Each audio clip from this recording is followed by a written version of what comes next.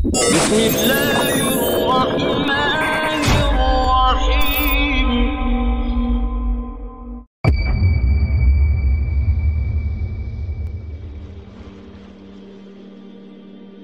Alors avant de plonger dans le système d'Al-Qarnayn, il nous faut tout d'abord aborder l'autre personnage, celui qui est mentionné juste avant dans cette même sourate de la caverne. Un personnage très spécial et très mystérieux, connu sous le nom de Khidr alayhi salam. Cette sourate Al-Kahf est un immense trésor de secrets et de sagesse qui concerne particulièrement ce qu'on appelle Ilmu Akhiruz Zaman, c'est-à-dire la science de la fin des temps, ou la science de l'eschatologie. Beaucoup de gens ont encore cette lecture littérale du Coran en pensant que ce Coran se lit comme un roman qui contient des récits. En réalité, on sait que chaque verset peut se lire de 7 perspectives différentes, ou dans 7 dimensions différentes. Chaque verset a aussi 7 interprétations différentes et 4 sens cachés. Aujourd'hui, on va essayer de plonger un peu en profondeur, Inch'Allah, dans cette sourate, et plus particulièrement dans l'essence du personnage Al-Khidr alayhi salam, pour essayer de définir qui il est justement. Alors, Kahf se traduit en français par caverne, et parfois, le nom de la sourate contient à lui seul l'essence de toute la sourate, de manière compressée si vous voulez. Et on va aujourd'hui, pour la première fois, ouvrir le bal sur une nouvelle science que j'ai tellement hâte de partager avec vous et à laquelle je vais commencer à vous introduire petit à petit, Inch'Allah. Cette science, c'est ce qu'on appelle la science cachée des lettres. Par exemple, dans le mot caverne, en arabe on va dire Kahf. Dans cette sourate Al-Kahf, vous avez 3 dimensions principalement symbolisées par les 3 lettres du mot Kahf. Donc, la lettre Kaf, la lettre Ha et la lettre Fa. 3 paraboles, 3 dimensions. Et vous avez aussi une petite parabole représentée par le soukoun sur le Ha, ce petit cercle, vous savez. Donc la première lettre, le Kaf, représente la première histoire qui nous est racontée. Ashabul Kahf, l'histoire avec les gens de la caverne en début de sourate. Le soukoun sur le Ha, lui, représente la parabole des 2 hommes qui avaient chacun une terre agricole. Ensuite, on a le Ha qui, lui, représente celui qui est dans le Ha, Al-Khidr alayhi salam. Et la dernière lettre, le Fa, représente le récit avec Dhul-Qarnayn alayhi salam, qu'on développera dans une autre conférence, Inch'Allah. Remarquez que dans la prononciation de Kahf, Kahf, Kahf, vous avez un souffle qui entre dans la poitrine puis ressort. Il y a une dimension profonde ainsi qu'une dimension extérieure. Le son commence dans la bouche avec la détonation du Kahf entre la langue et le palais. Puis ce son va descendre dans la poitrine en profondeur avec le Ha à travers la gorge. Puis de nouveau, ce même souffle vient remonter à la surface par le Fa sur le bout des lèvres. Et cette simple trajectoire du son symbolise déjà les gens de la caverne qui entrent dans la grotte et en ressortent, subhanallah. C'est pour cela qu'on dit qu'il est toujours mieux de réciter le Coran à voix haute. Comme nous le rappelle Allah subhanahu wa ta'ala lorsqu'il dit dans le Coran Ba'da a'udhu billahi minash shaytanir rajim bismillahir rahmanir rahim warattilil qur'ani tartila. Et récite le Coran harmonieusement, car les sens cachés de certains versets ne peuvent être compris parfois qu'en les récitant à voix haute. Même le son de la voix joue un rôle très important dans la compréhension des versets. Et c'est le miracle du son des versets d'Al-Qur'an. Donc, dans la sourate Al-Kahf, vous avez 3 paraboles principales et vous avez une petite sous-parabole. Premièrement, Allah nous conte le récit des Ashabul Kahf, de jeunes gens qui vivaient dans une cité tyrannique et corrompue, une cité complètement opposée à la croyance d'un seul Dieu créateur et unique. Ces jeunes personnes vont être tellement persécutées de par leur croyance en Dieu qu'ils vont décider de prendre la fuite pour sauver leur foi. Et Allah subhanahu wa ta'ala va les envelopper de sa miséricorde en les guidant à se réfugier dans une caverne. Il va ensuite les faire dormir pendant 309 années consécutives. Puis miraculeusement, ils vont se réveiller et s'apercevoir que leur cité a complètement changé. 309 années de sommeil dans la caverne sans que leur corps n'eût subi le temps. Subhanallah. Puis ensuite, Allah nous mentionne la petite histoire entre ces deux hommes qui avaient chacun d'entre eux un jardin.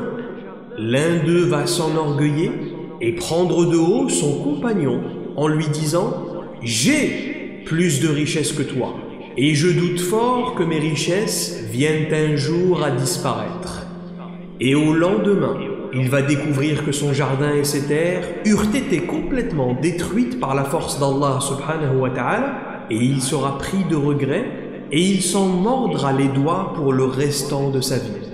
Et Allah subhanahu wa ta'ala nous raconte un peu plus loin dans cette sourate de la caverne le récit de Moussa alayhi salam, qui va aller à la recherche de l'être à qui Dieu a donné le plus de savoir. Et il va trouver ce fameux personnage qui n'est autre que celui qu'on appelle Khidr alayhi salam.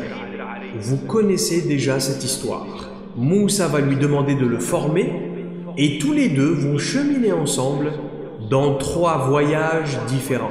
Chacun de ces voyages constituera un test pour Moussa alayhi salam qui se soldera à chaque fois par un échec.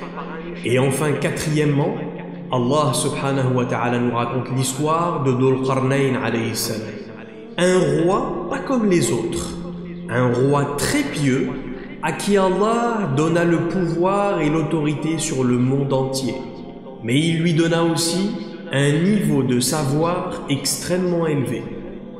Dhul Qarnayn alayhi salam va parcourir le monde et il sera sollicité entre autres par une peuplade pour barrer la route à ceux qu'on appelle Ya'juj et Ma'juj. Alors qu'est-ce que ce Ha? Le Ha est la dernière lettre de Allah. Le Ha est en réalité la dimension cachée d'Allah subhanahu wa ta'ala. Qu'est-ce qu'il y a dans ce Ha? Eh bien, il y a entre autres ce qu'on appelle al-ilm al-ladouni, la science ou le savoir transcendantal. Allah subhanahu wa ta'ala lève le voile sur ce savoir transcendantal dans cette sourate de la caverne en ce qui constitue le passage le plus important du Coran concernant la science de l'eschatologie et plus particulièrement concernant al-Masih ad-Dajjal. Écoutez attentivement.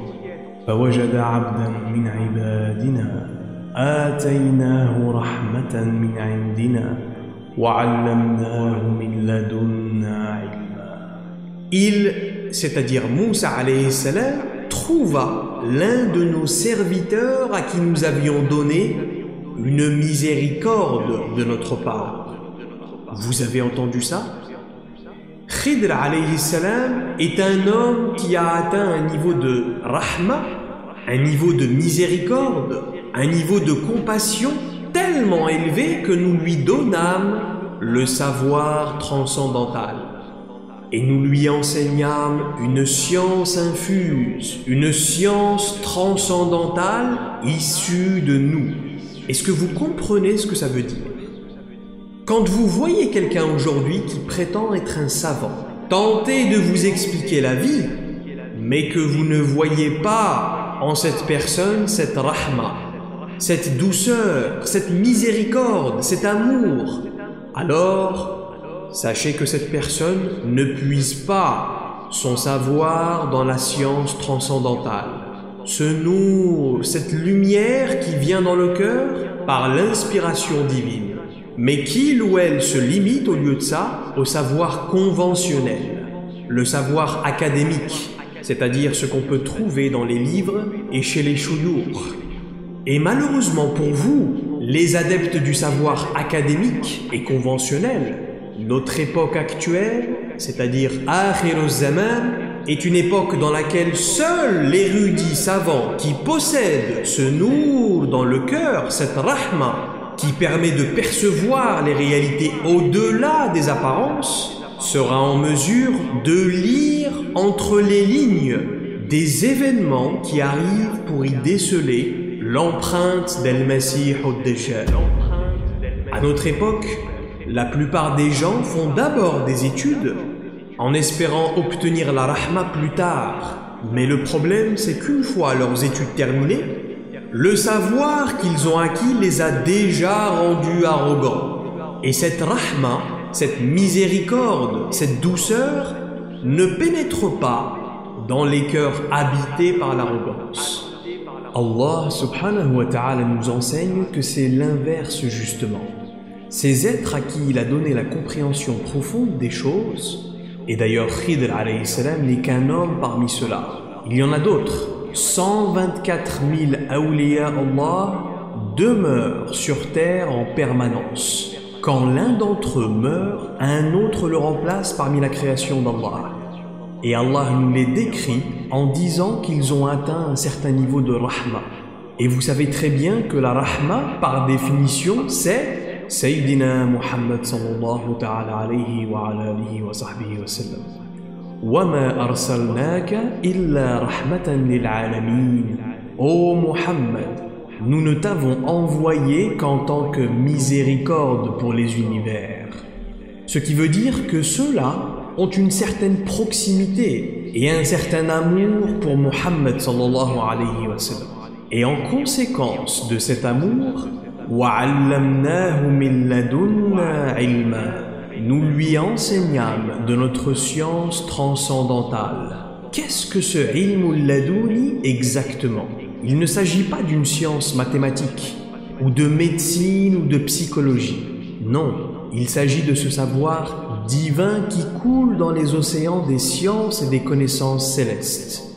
Quand Allah subhanahu wa ta'ala donne, il donne. Et à partir de là, toute une science du perfectionnement du comportement va commencer à se déplier dans ce dialogue. Les bonnes manières, ce qu'on appelle le adab, c'est-à-dire le comportement approprié aux situations. Al-akhlaq. Innama bu'ithu li'utammima makarim al-akhlaq, a dit le prophète Muhammad sallallahu alayhi wa sallam. Je n'ai été envoyé que pour compléter, pour parachever le chemin de l'excellence dans le comportement. Donc la tradition de l'islam tout entière n'est que al-akhlaq finalement. Celui qui vous dit qu'il aime Allah et son prophète et qui prétend cheminer spirituellement alors qu'il a un comportement absolument dégueulasse envers les uns et les autres, en ayant conscience qu'il cause du tort mais sans jamais chercher à réparer ses erreurs et à se remettre en question, alors vous savez que vous avez en face de vous un charlatan. Car la quintessence de cette tradition spirituelle, c'est l'excellence dans le comportement. Allah subhanahu wa ta'ala ouvre à certains de ses serviteurs qui ont atteint l'excellence dans leur comportement l'accès à ce ha. Parce que ce passage qui nous intéresse aujourd'hui se trouve dans Surat al-Kahf, la sourate de Ashabul Kahf, les gens de la caverne. Parce qu'Ashabul Kahf est une parabole là aussi. Remarquez qu'Allah ne les a pas mentionnés par leur véritable nom encore une fois. Donc c'est un système, rappelez-vous. Le système des gens de la caverne est la réalité de tous les amoureux de Sayyidina Muhammad sallallahu alayhi wa sallam.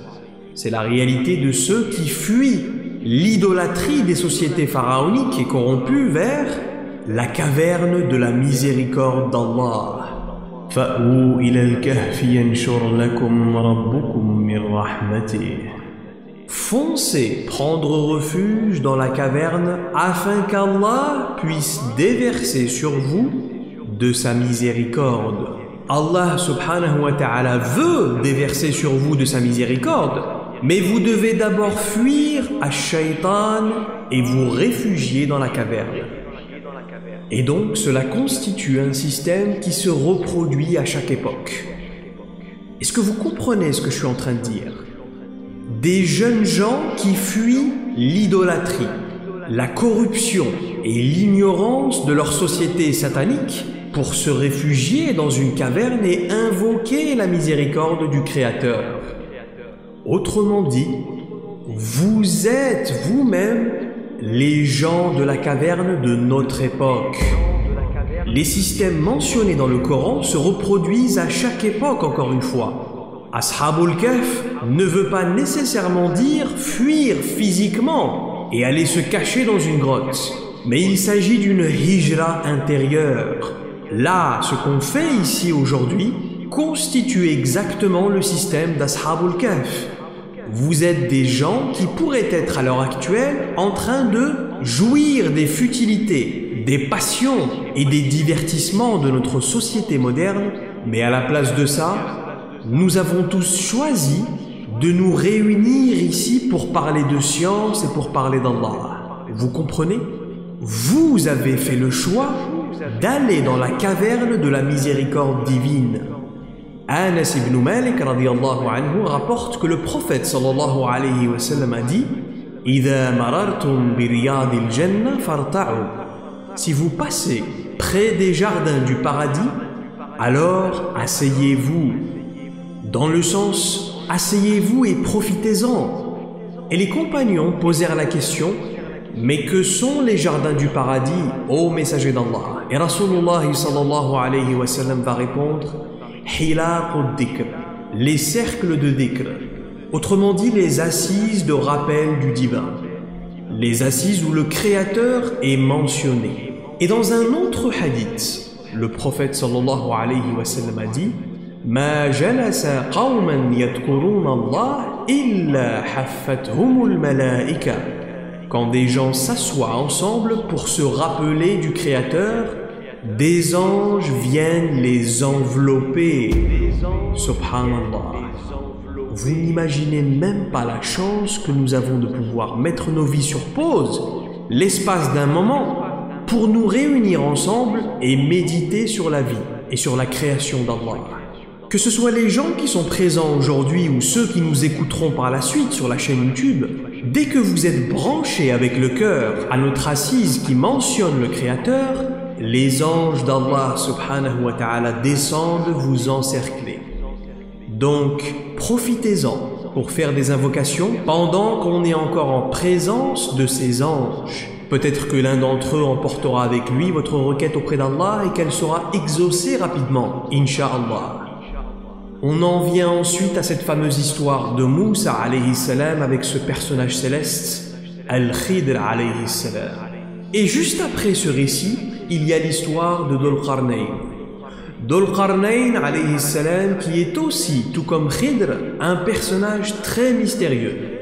Sachez d'abord que dans les tafassirs, on ne trouve pas nécessairement de lien entre Khidr et Dhul Qarnayn, malgré que Dhul Qarnayn est mentionné juste après Khidr alayhi salam dans cette même sourate Al-Kahf. Mais en réalité, il y a un lien direct, un lien de parenté entre les deux. À savoir que le père de Dhul Qarnayn alayhi salam est en fait le frère du père de Khidr alayhi salam, ce qui fait d'eux des cousins. Et ils ont même un lien dans la façon dont ils sont nés. À cette époque, les gens avaient beaucoup de connaissances sur l'astronomie, ce qu'on appelle ilmul falak. Aujourd'hui, on croit être au top de la science de l'astronomie, mais sachez qu'en réalité, on ne sait pas grand-chose. Les plus grandes agences spatiales aujourd'hui, telles que la NASA, n'étudient en fait que l'astronomie physique. Mais il y a aussi une autre science de l'astronomie, l'astronomie métaphysique, l'astronomie spirituelle. En réalité, il existe beaucoup plus que ce qu'on peut voir aujourd'hui dans l'univers. Le père de Khidr alayhi salam était lui aussi très savant dans la science de l'astronomie. Et il avait émis l'intention d'attendre un moment bien spécifique en termes de positionnement des étoiles dans le ciel pour aller visiter sa femme pour concevoir leur enfant. Le père de Khidr savez que si un enfant était conçu à ce moment-là, avec cet alignement des astres, il finirait par devenir un illustre homme qui aurait énormément de succès dans sa destinée. Avec Dhul Qarnayn alayhi salam, c'est la même histoire. Tout comme son frère, le père de Khidr, le père de Dhul Qarnayn, lui aussi, observait les étoiles en attendant un moment très spécifique pour visiter sa femme. Et subhanallah, Allah va exaucer les deux pères en leur donnant tous les deux chacun un fils extraordinaire. L'un dans le monde matériel et l'autre dans le monde invisible. Subhanallah. C'est la façon d'Allah de déployer son plan divin. Anta turid wa ana urid, wallahu yaf'alu ma yurid. Tu as ta volonté et Allah a sa volonté, mais au final, il ne se manifestera que la volonté d'Allah. Mais malgré ça, Allah subhanahu wa ta'ala vous récompensera pour votre intention, pour votre effort et pour avoir cherché la science et la connaissance. Finalement, Allah les a quand même exaucés. Mais en revanche, c'est lui qui va tracer les destinées de Dhul Qarnayn et de Khidr, alayhimus salam, et il va en faire ses propres outils divins. Donc l'histoire commence immédiatement à l'issue d'un discours extraordinaire que venait de donner Moussa alayhi salam en public. Un petit groupe de vieux rabbins des Banu Israël va venir le voir juste après son prêche pour lui demander « Ô Moussa, es-tu l'homme le plus savant de notre époque ?» Et Moussa alayhi salam, au lieu de dire « Allahu a'lam » Dieu sait mieux, il va leur répondre par l'affirmatif. Naturellement, car il est Kalimullah, il est celui qui avait le privilège de converser directement avec Allah. Si vous et moi avions la possibilité de parler avec Allah directement et d'avoir des réponses de sa part, on se sentirait pousser des ailes. Logiquement, tout comme Moussa, on répondrait oui à cette question.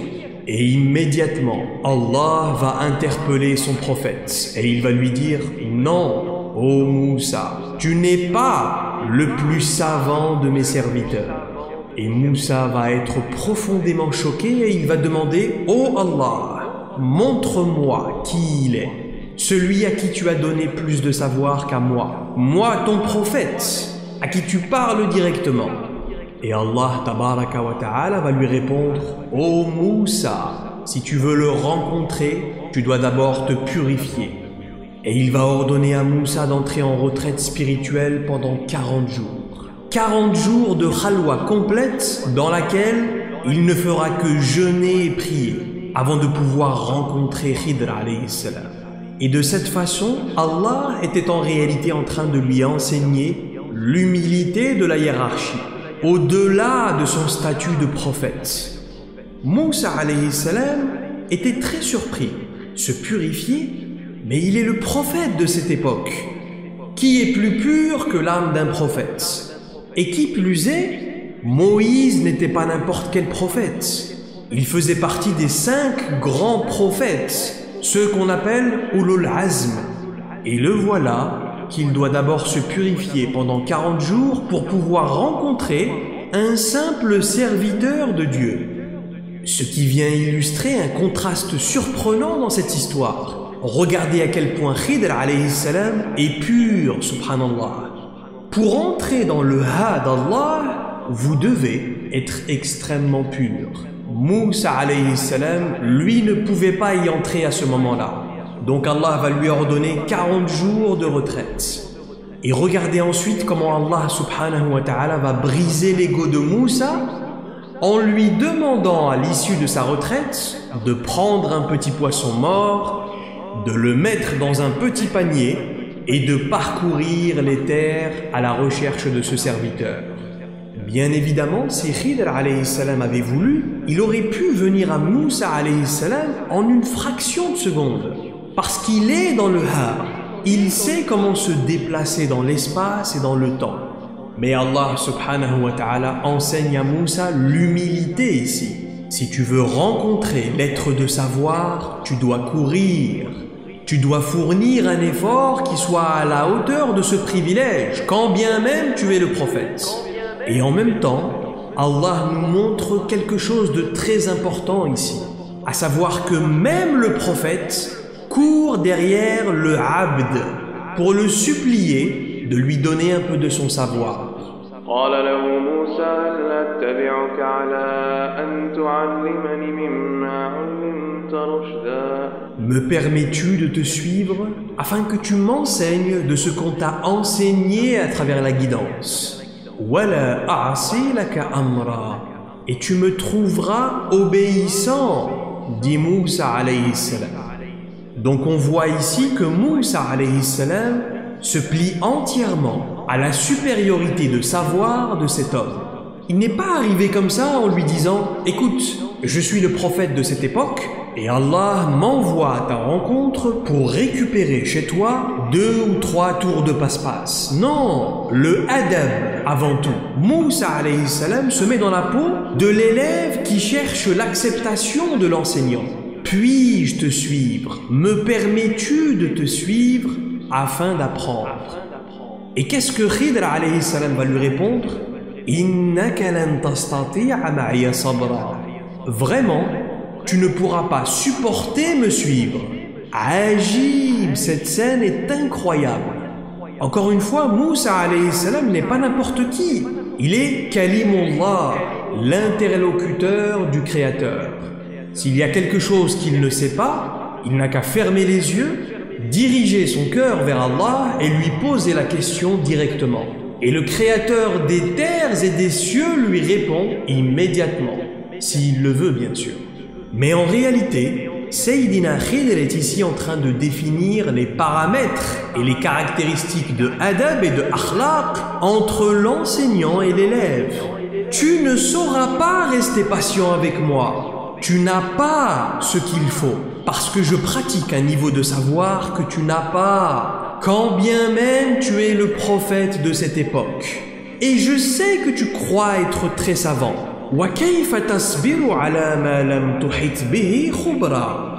Mais comment pourrais-tu rester patient devant un savoir qu'Allah ne t'a pas révélé? Maintenant, on se pose la question. Qui est le plus élevé en rang? Le prophète ou le abd? Le prophète ou le serviteur? Eh bien, c'est très intéressant parce qu'Allah nous montre ici que c'est le abd qui est supérieur. Al-Khidr alayhi salam est un être très spécial. Il est interdimensionnel. Les tâches de la mission que joue Moussa alayhi salam dans le monde matériel, eh bien, ce job-là, Khidr le fait dans les 2 mondes. Ce qu'il faut comprendre, c'est que Khidr est bel et bien vivant encore aujourd'hui. Il n'a pas encore goûté ce phénomène qu'on appelle Maout, la mort. La mission de Moussa alayhi salam est d'apporter un message aux êtres humains dans le monde matériel. Mais les missions de Khidr alayhi salam s'opèrent dans les 2 mondes. Il est l'enseignant de ce monde invisible. Khidr fait le lien entre les 2 dimensions. Il constitue ce pont entre le monde invisible et le monde matériel. Il amène de ces réalités de l'invisible dans le monde manifesté.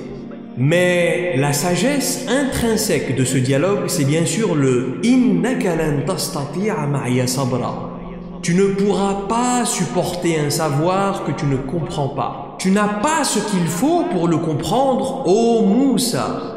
Autrement dit, la substantifique moelle de cet océan de akhlaq et de adab qui mène à l'acquisition de la connaissance, écoutez bien, c'est qu'il vous faut toujours savoir garder le silence.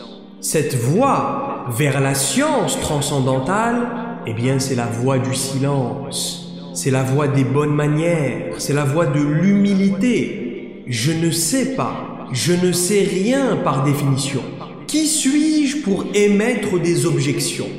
Non, je dois garder le silence jusqu'à ce qu'Allah subhanahu wa ta'ala ouvre mon cœur pour comprendre les sagesses de ces réalités. Maintenant, écoutez attentivement. En réalité, ce que Khidr a montré à Moussa dans les 3 épisodes de ce voyage, de cette formation, le bateau des pêcheurs d'abord, l'enfant ensuite, et finalement le mur. En réalité, ces trois situations n'étaient rien d'autre que des symboliques de la vie de Moussa alayhi salam lui-même. Ces trois situations différentes n'étaient que trois différentes paraboles qui représentaient à chaque fois trois différentes périodes de la vie de Moussa alayhi salam. Mais à chaque fois, Moïse n'a rien vu. Il n'a fait que se plaindre pendant tout le voyage, alors qu'il est Kalimullah. Et que sommes-nous par rapport à Nabi Moussa alayhi salam? Absolument rien. Mais Allah subhanahu wa ta'ala nous permet à travers ce dialogue de contempler son expérience avec Khidr et d'en tirer des leçons extraordinaires. As-salatu was-salamu ala Sayyidina Moussa wa ala alihi. Maintenant, avant de continuer, j'aimerais bien définir l'identité de Khidr alayhi salam. Son véritable nom est en réalité Balia ben Malkan ben Fallah ben Aber ben Shalih ben Arrah ben Sam ben Nuh alayhi salam. Et oui, il était de la 6e génération de la descendance du prophète Nuh alayhi salam, le prophète Noah. Les gens l'ont surnommé Al-Khidr, qui se traduit par le verdoyant, car l'endroit où il mettait les pieds devenait verdoyant, subhanallah. La première fois que cela s'est produit, il est apparu sur une île déserte sur laquelle il n'y avait aucune végétation, et la verdure a commencé à pousser sous ses pieds. Pourquoi? Quelle est la nature de ce phénomène? Quel est son secret? Eh bien, c'est à cause de son niveau de pureté. En réalité, sa constitution cellulaire et atomique n'est pas exactement la même que la nôtre. Vous allez découvrir un peu plus tard, Inch'Allah, ce qui s'est passé avec Khidr. Alors, quel niveau de savoir avait cet homme, Balia ben Malkan alayhi salam? Les historiens racontent que Balia ben Malkan a été éduqué dans son enfance par un très vieil homme extrêmement sage, qui lui a enseigné les sagesses et les sciences cachées de la création. Et Balia était un jeune garçon toujours extrêmement intéressé par les sciences. Et il demandait toujours à Allah subhanahu wa ta'ala de lui accorder encore plus de savoir. Rabbi zidna ilma. Ce que cherchait vraiment Khidr, son but ultime dans la vie, et même celui de son père et de ses ancêtres prophètes, alayhimus salam, toute cette lignée partageait en fait le même rêve, qu'il se transmettait génération après génération. C'était selon eux la substantifique moelle de la vie. Leur rêve, écoutez bien, c'était de pouvoir adorer Allah subhanahu wa ta'ala à sa juste valeur, tel qu'il le mérite. Et quand on médite sur cette idée, on se dit que peu importe combien on pourrait adorer Allah, ce ne sera jamais suffisant. Mais Khidr, dans son cheminement spirituel, en était vraiment arrivé à se poser cette question existentielle. Si Allah me donnait la vie jusqu'au jour dernier, c'est-à-dire le jour de la résurrection, et que je sois en mesure de l'adorer sans arrêt, est-ce que ce serait suffisant?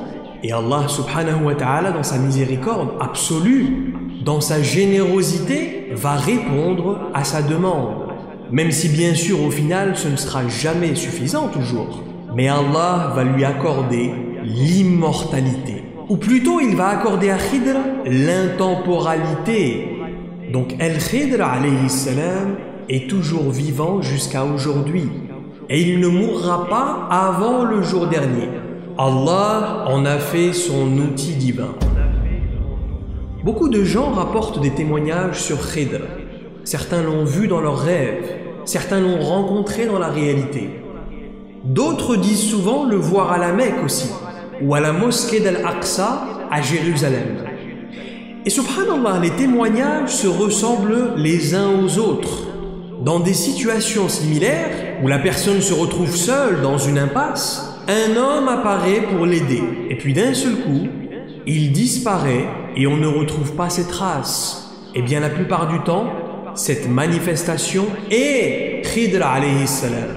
Parmi les grandes preuves rapportées concernant la vie de Khidr alayhi salam, il y a par exemple 2 riwayats rapportés par Ahmed ibn Hanbal radiyallahu anhu, dans lesquels le prophète Mohammed sallallahu alayhi wa sallam nous raconte que Khidr et le prophète Ilyas se retrouvent chaque année pour passer le mois du Ramadan ensemble à Jérusalem.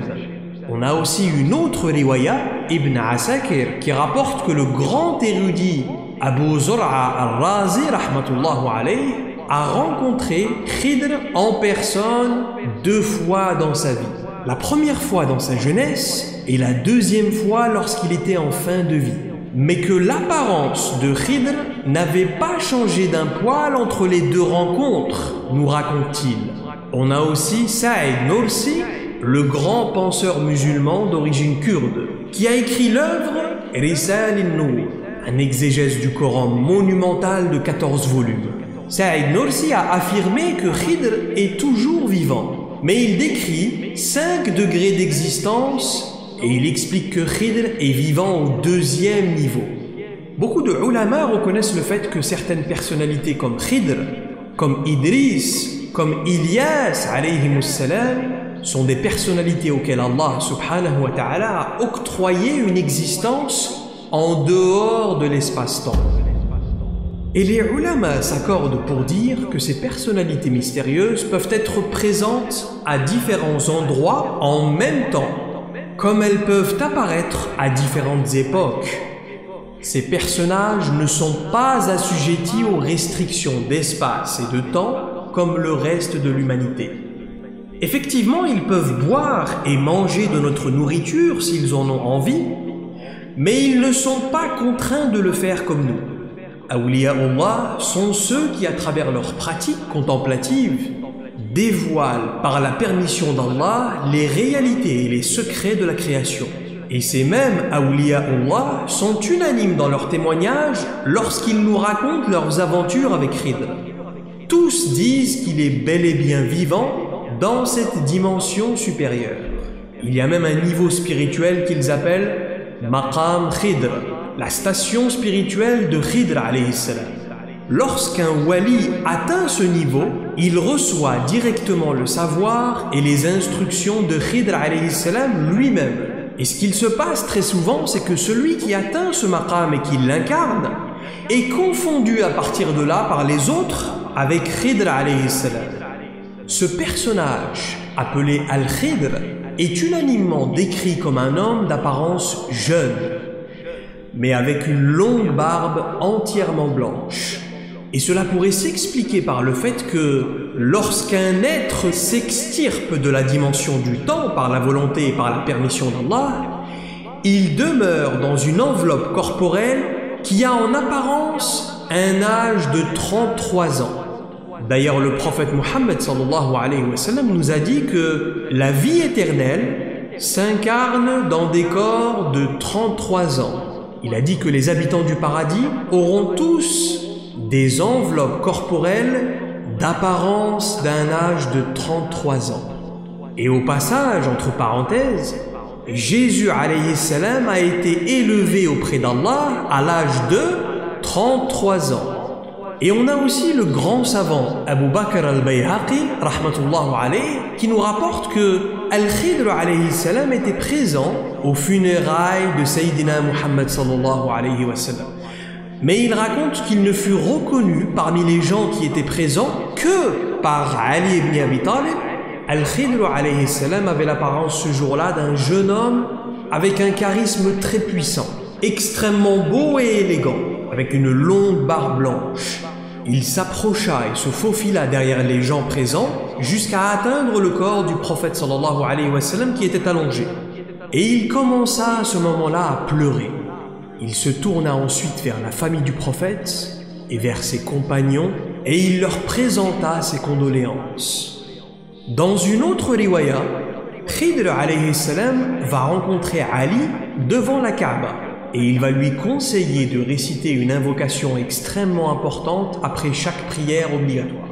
On trouve aussi l'imam Ja'far al-Sadiq salamullah wa ridwanuhu alayhi qui nous rapporte dans son kitab al-Kafi qu'après être entré dans l'enceinte de la Kaaba une fois, Ali et ses deux fils, Al-Hassan et Al-Hussein, radiyallahu wa salamuhu alayhim, eurent été interpellés par un très bel homme extrêmement bien habillé qui leur posa une série de questions. Et Al-Hassan, le grand frère, va répondre à toutes les questions de l'homme. Puis le mystérieux personnage va leur dire à ce moment-là qu'il témoigne que Muhammad est le messager d'Allah et que ces Ahlul Bayt sont bel et bien les héritiers de son message. Et Ali va demander ensuite à son fils Al-Hassan de pister la direction qu'avait pris l'homme en les quittant, mais lorsqu'Al-Hassan retournera auprès d'eux, il dira qu'il ne trouva aucune trace pour le pister. Et leur père, Ali karamallahu wajhu, va leur expliquer qu'il s'agissait en fait de Khidr alayhi salam. وَإِذْ قَالَ مُوسَى لِفَتَاهُ لَا. Et quand Moussa dit à son valet, qui était en fait Yusha alayhi salam, Josué, أَبْرَحُ حَتَّى أَبْلُغَ مَجْمَعَ الْبَحْرَيْنِ أَوْ أَمْضِيَ حُقْبًا. Je ne m'arrêterai jamais jusqu'à ce que je trouve le croisement des deux océans. Regardez combien Khidr alayhi salam était important, subhanallah. Et ici, on va commencer à parler d'emplacement.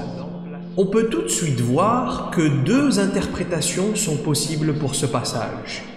Majma' al-Bahrain, le croisement ou le confluent des deux océans.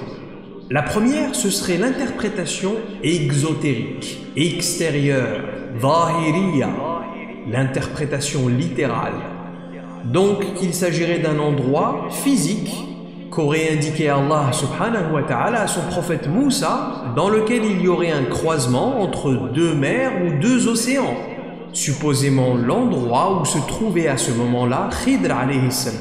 Et la deuxième interprétation, ce serait l'aspect caché, ésotérique, batini de ce verset. Majma' al-Bahrain. Écoutez attentivement. Quand on médite sur l'ensemble des textes sacrés, alors on prend conscience que ces deux océans ne peuvent pas désigner un emplacement physique en réalité, mais qu'ils seraient en fait un emplacement métaphysique. Le premier océan représente, écoutez bien, Al-Nubuwa, la prophétie. Donc Moussa alayhi salam est celui qui représente la prophétie à ce moment-là.